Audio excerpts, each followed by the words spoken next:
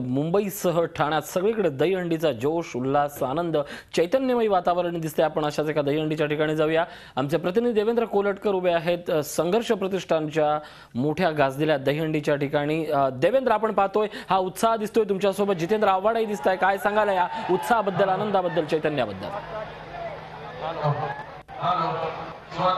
नक्कीच ऋषी, आपण म्हणू शकतो की ठाणे जे आहे ते गोविंदाची पंढरी म्हणून ओळखलं जातं आणि त्यातही संघर्षची जी दहीहंडी असते ती एक वैशिष्ट्यपूर्ण असते। आपण जर बघितलं तर आपल्याला पाहायला मिळेल की मोठ्या संख्येने गोविंद जे आहेत ते इथे जमा झालेले आहेत आणि उत्साहात जे आहे ते इथल्या गोविंदोत्सवाला सुरुवात झालेली आहे। माझ्यासोबत संघर्ष चे जे सर्वेसर्वा आहेत जितेंद्र आव्हाड आहेत। आव्हाडजी, काय सांगाल एकंदरीतच कसा उत्साह दिसतोय गोविंदांमध्ये? प्रचंड उत्साह आहे आणि हा उत्साह कायम राहिला।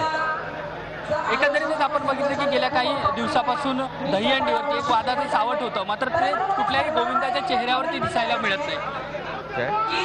आपण जर बघितलं तर गेल्या काही दिवसापासून गोविंदाची मंडळ असतील त्यांच्यावरती एक वादाचं सावट होतं, पण आता कुठेही त्यांच्या चेहऱ्यावरती तशा पद्धतीने काही पाहायला मिळत नाही। त्याच्याने काहीच फरक पडत नाही। आम्ही प्रेमाने आम्ही हे साजरा करतो आणि प्रेमामध्ये कधीच कमी होऊ शकत नाही। यंदा काय वैशिष्ट्य आहे?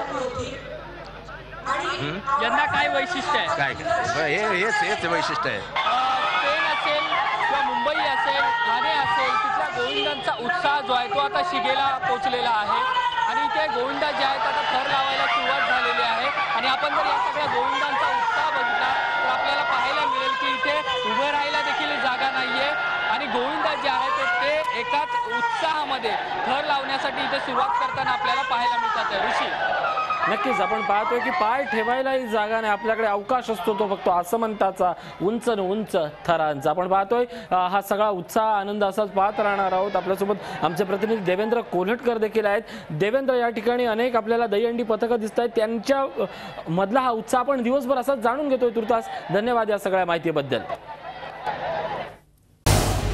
झी 24 तास रहा एक पाऊल पुढे।